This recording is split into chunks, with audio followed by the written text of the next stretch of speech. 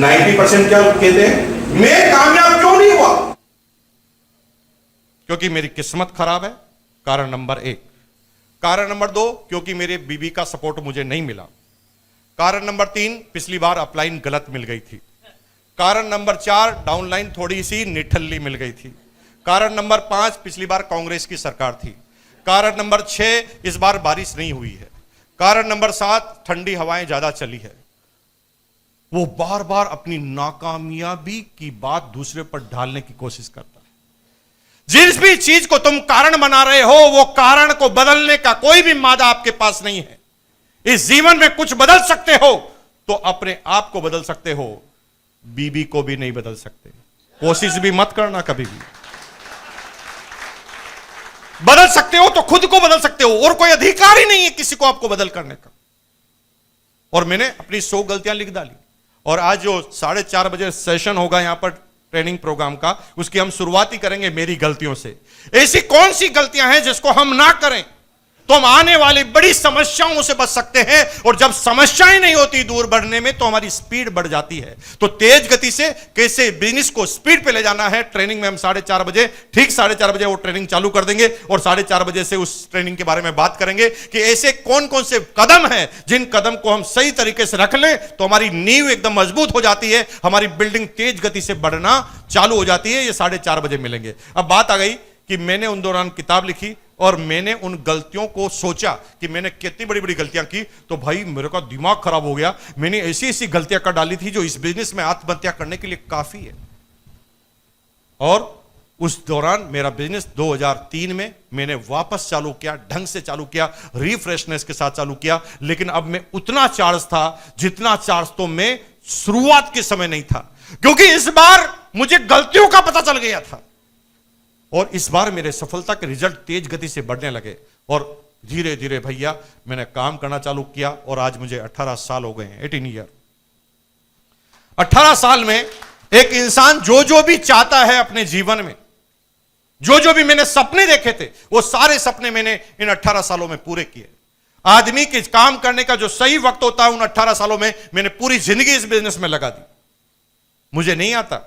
कई लोग नेटवर्किंग के विशेषज्ञ होते हैं, मेरे से कई बार बात करते हैं कि साहब मैं बाइनरी प्लान में काम कर रहा हूं, कोई कहता है मैं रिफाइनरी प्लान में काम कर रहा हूं। मुझे अभी तक भी पता नहीं है बाइनरी क्या होता है और रिफाइनरी क्या होता है, क्योंकि मुझे जानना ही नहीं। मैं क्यों जानूं? मेरे को जो काम करना है उसमें मेरी ज्ञाता होना चाहिए। पड़ोसी के घर में क्या हो रहा है उसके ज्ञाता बनोगे, आपका घर बिगाड़ोगे।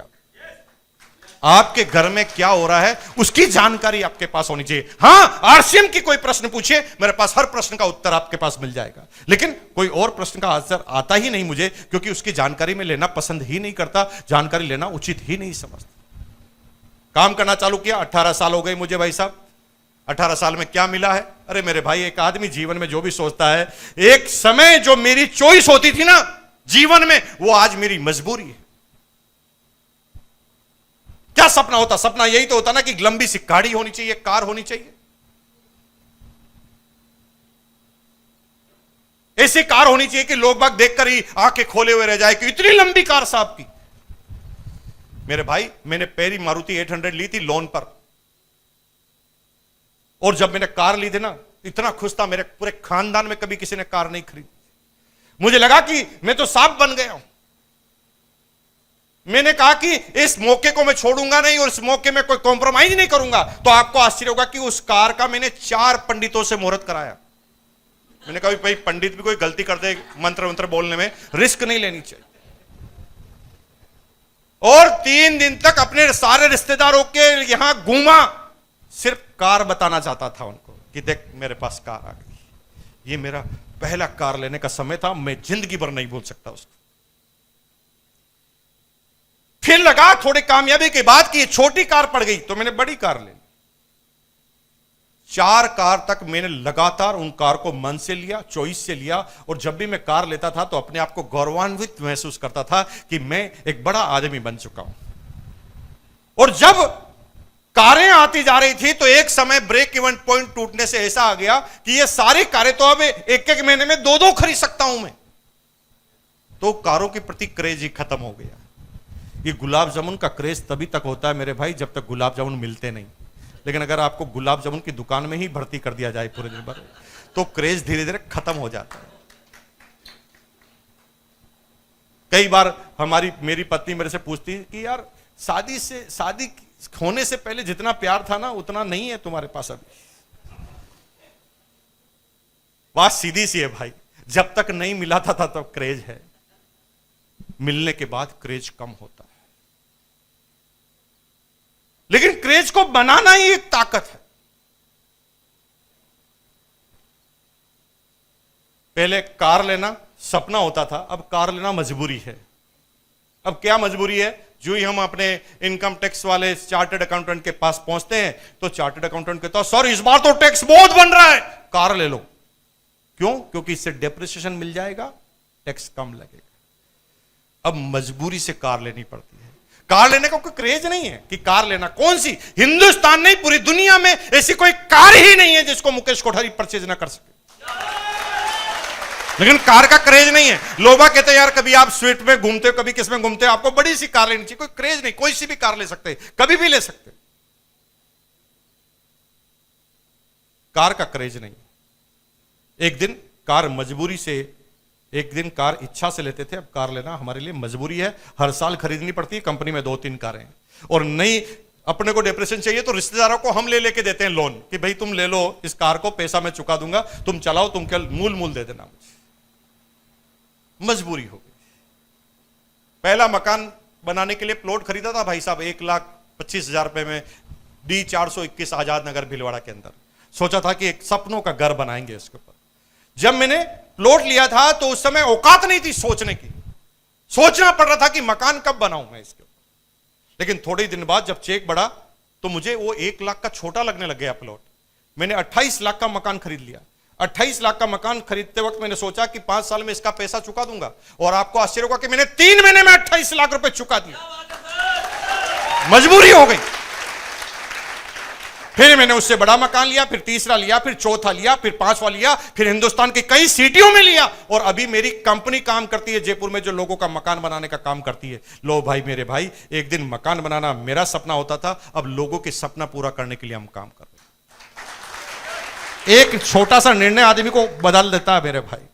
मुकेश कोठारी में इतनी ताकत नहीं है, वो ताकत क्या है वो आज मैं आपको बताऊंगा। ऐसा क्या कर दिया जिससे ये सारी ताकत मल्टीपल होकर मेरे पास आ गई। यही चीज समझाने के लिए मैं आज आपके बीच में आया। आप में मेरे में अंदर नहीं है ब्लड ग्रुप, आप चेक करा सकते हैं, बीपी को मेरे चेक करा सकते हैं, मेडिकल चेकअप करा सकते हैं। आपके और मेरे अंदर कोई अंतर है ही नहीं। एक दिन यही लड़का ऐसे ही बैठे बैठे टुकुर टुकुर किसी आदमी को सुन रहा था, और आज आप मुझे सुन रहे हैं। ये एक प्रोसेस है। इस प्रोसेस को जब आप बदलेंगे तो एक दिन आपका भी नंबर इसी जगह पर आ जाएगा। लेकिन बिलीव होना जरूरी है। बिलीव होगा तो होगा, अगर बिलीव आपको नहीं है तो होगा ही नहीं। सपना होता है कि मेरे बच्चे ना बड़ी से बड़ी महंगे से महंगे स्कूल में पढ़े।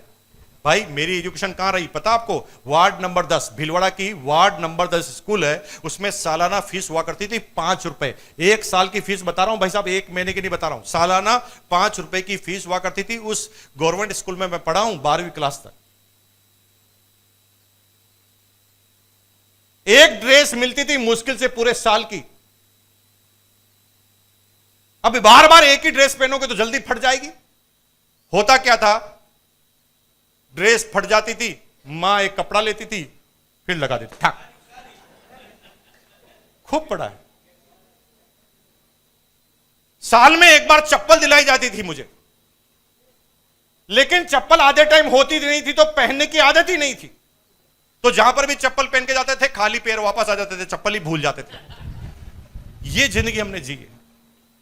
मुझे वो दिन याद है अच्छी तरह कि मेरी मां हम सारे बच्चों को पढ़ाती लिखाती थी, स्कूल के पैसे अरेंज करती थी, तो मकान से ज्यादा किराया कैसे आए, इसलिए वो सारे कमरे किराए पर देने के लिए हमें सर्दी के समय भकारी में सुला देती थी। भकारी क्या जानते होते? जानते हैं आप? जानते हैं, राजस्थान के लोग हैं। नाल के ऊपर, सीढ़ी के ऊपर वो जगह छूट जाती है उसमें भकारी, जिसमें हाइट नहीं होती। तो आप ये मत सोचिए कि जो आपको पता है, जो आपकी जिंदगी मेरी नहीं थी। मैंने पॉजिटिव लिया और मैंने सोचा कि मैं इसको बदल डालूंगा, तो मैंने बदल डाला। जिस दिन आप सोचेंगे बदलना है तो बदल डालोगे, नहीं तो जिंदगी भर पीछे रह जाओगे।